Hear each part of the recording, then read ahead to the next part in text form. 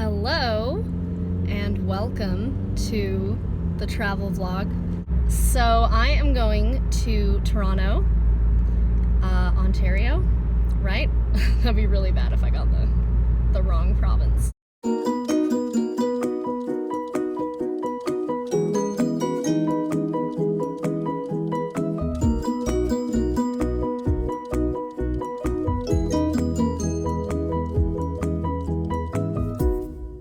So here is a lovely pile of items that I am about to load into the car. We have everything is in a backpack because I'm only going to be gone for like 4 days. We have some lovely snacks. I got some candy cane JoJo's because my friends were raving about them and they definitely lived up to the hype. They're so good. I have my 2 favorite blankets in the world. They are so soft and lovely. My mom told me to bring blankets, I guess, if I drive into a snowbank. I can stay warm. I'm bringing an extra coat because I've never really worn this jacket and I want to make sure that if it's not as warm as I think it is, I'll have another one that I know is warm. We have some warm boots and we have a dance bag because I'm going to the dance studio before this and then I'm leaving straight from there at 8 p.m., which is kind of a dumb idea, but you know. I do what I must. I have my water bottle in there, which obviously is going to go with me, but will be needed while I'm teaching at the dance studio as well. And that's pretty much it. It's not very artistic looking, but that is what I'm bringing with me. I have a couple more things in the car, my gloves, my hat, because obviously I want to make sure that I stay warm. And yeah, I have, of course, in my front pocket here, I'm not going to get it out, but I have my passport, both my passports, because I'm a citizen of the world and I have 2. Obviously, I'm only really going to use my American one since I'm crossing the US-Canada border and the other one's British. But, you know, I didn't want to separate them and stow one away and then forget where it is. But that is in there. I know because I have checked like 5 different times because I was so nervous that I was going to get all the way to the border and forget it and have to turn around and not be able to go after all. So that is it. Goodbye, cute little room. Goodbye, plants. And I'm ready. Let's go. This was when I was staying with my friend Elena in Cleveland to break up the trip. She had this adorable little attic bedroom with its very own bathroom. It was so lovely and it was so nice of her and her family to let me stay with them. Hello! It is a beautiful snowy day in Cleveland, Ohio. I have my Starbucks, have my cappuccino, and my bacon Gouda breakfast sandwich, which I'm very, very excited about. I got here at like 1:30 in the morning and I stayed at Elena's house and it was glorious. I slept so well and when I woke up I was like, no, please let me die here. But now we are on the second leg of the trip and I'm on my way to Toronto. So I'm gonna drive to another country. I've never done that before. I got my coffee, I got my podcast, so here we go. Pulled over in this cute little resort Airbnb cottage rental place because look, it's so pretty. Yay, it's so pretty. These houses are so cute. There's snow everywhere. Oh, I love it. At the border. Okay, so I was really interested to see what would happen at the border because I had never driven over a country border before. So this is a little insertion of telling how that went down. It was basically like a toll booth. That's the most succinct way I can think of to describe it. It was really straightforward. It was like a combination of going through a toll booth but also going through customs at the airport. So you just drive up to the little gate and I was told that they might ask for proof of insurance for my car. They did not do that, which was nice. I had proof of insurance. I am insured, but I don't know, that just made me nervous, more nervous for some reason than having to show my passport. So I drove up, I handed them my passport, and then they asked, you know how when you go through customs, they ask where are you from? Like, what do you do for work? Why are you coming into the country? Questions like that. But it's just, my brain always short circuits and I'm like, you know what, I'm probably carrying a firearm and I'm sorry, just arrest me. It'll be easier that way. But for some reason, the Canadian Border Patrol let me through the border, and then I was driving in Canada, and they do their speed limit in kilometers. And I did not know that your speedometer, the big numbers are miles, and then under that are little numbers, and those are kilometers. So I was just like seeing all these signs, and I was like, well, I hope I'm driving the speed limit, but I have absolutely no way of knowing because I don't know what 60, 70 kilometers, 80 kilometers, I don't know what that means. But it was fine. I drove into like downtown Toronto. I had no idea how downtown, like in the middle of Toronto, I was gonna be, but it was fine. It was just a little trafficy and slow. I realized that at no point did I say who I was going to Canada to see. It was my friends Josie and Harrison from Capernwray, who I love very much, and I had not seen them in almost 3 years, and we had a very, very wonderful, joyous reunion. That's all. Okay.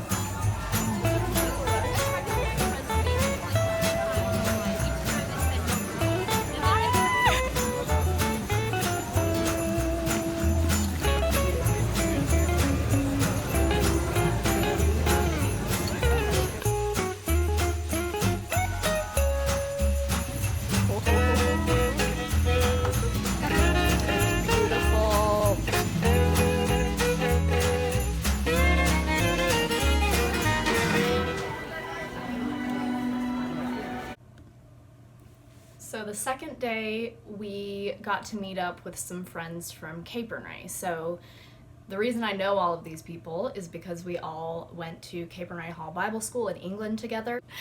But we had quite a few friends who had gone our year with us that were in the Toronto area, and so we had a little meetup and we wandered around Toronto together. It was so, so much fun. Beaver tails. Have you read a beaver tail? No, what is that? Find out.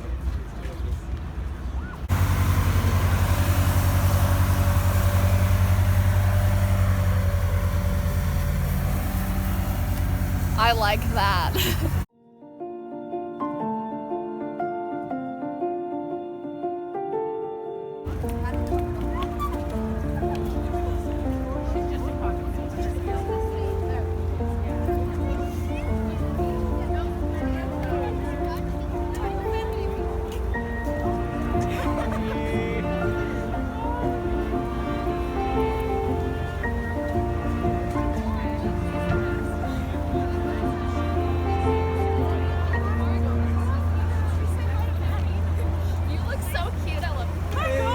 They only just got chipped like 2 years ago. That's hilarious.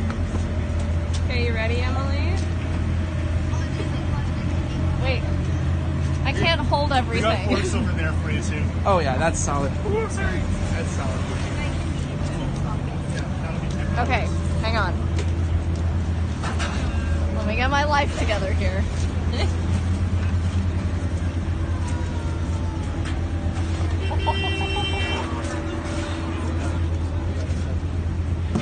Are you supposed to eat it with cold? It's really hot.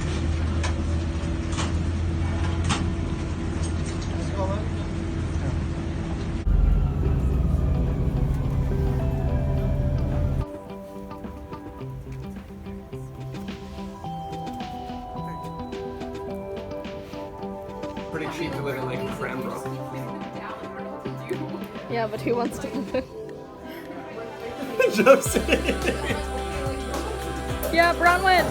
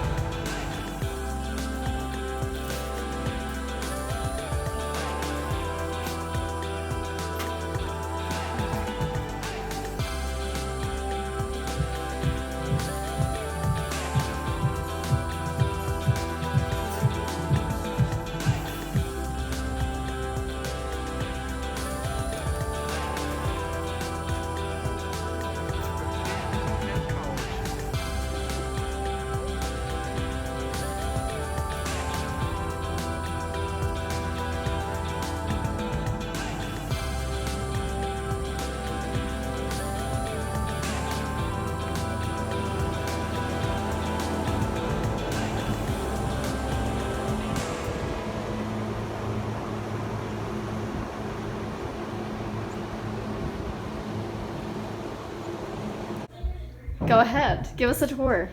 In here is our magical room. It's like going back to the nursery with Wendy. We have our painted ceiling with clouds and our adorable beds, matching beds. And then the beautiful adventurous closet door. Very ominous. We cannot open it all the way because of the bed. Alas. That is all. It's beautiful. Here's a teddy bear.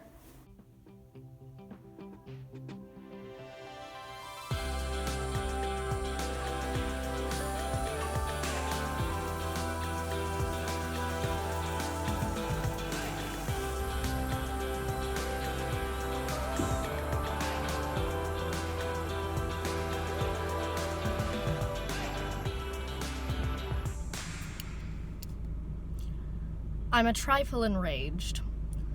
I'm driving super close to, oh, look at those left red marks on my beak. I'm driving right across Niagara Falls to get home from Canada, from Niagara-on-the-Lake. And I did see the falls because I drove over the bridge from Canada to the US, but the sun was right in my eyes. I was driving over essentially a highway. I was thinking about getting into customs, so I kind of got to see them, but not really. I wanted to find a place where I could pull over and see them. So I was kind of trying to drive around once I got on the US side, and I was trying to see, where can I pull over where I can get a good look. Finally was like, you know what, I'll just put Niagara Falls in my GPS and it'll take me where I need to go, because I feel like I can't figure out where I need to go to actually get a good look at the falls.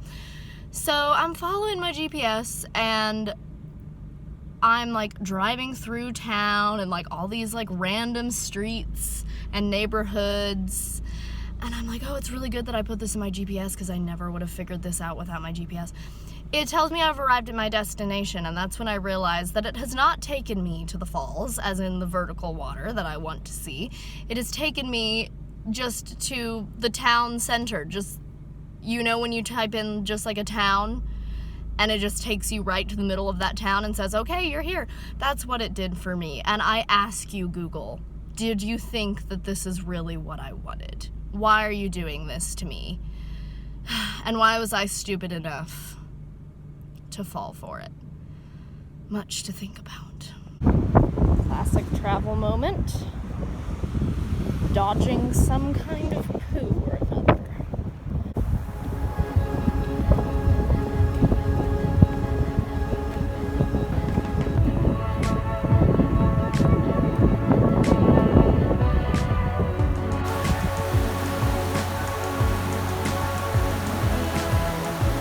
Look at that. Could have parked here. Devastated and upset.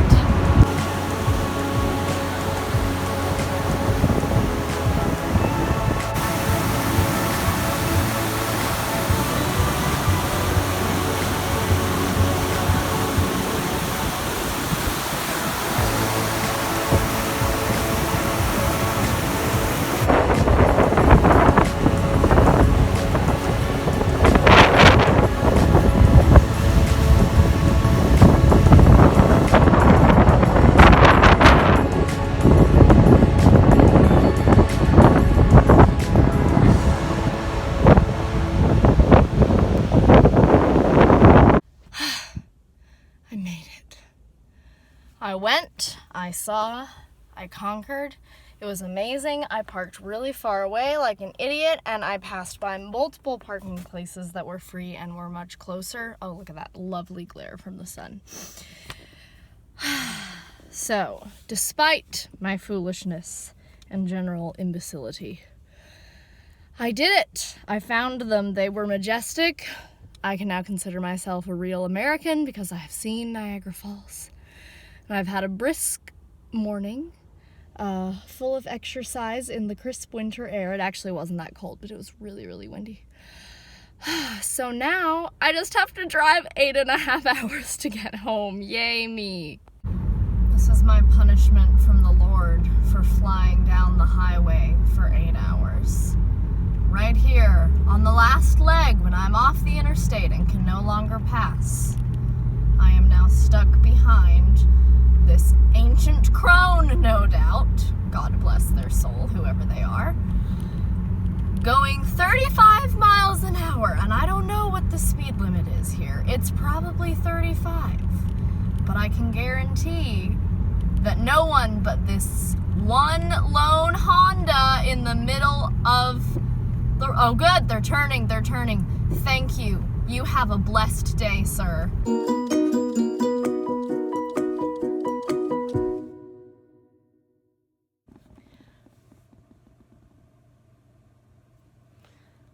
If I film this way, do I look like I have less of a lazy eye?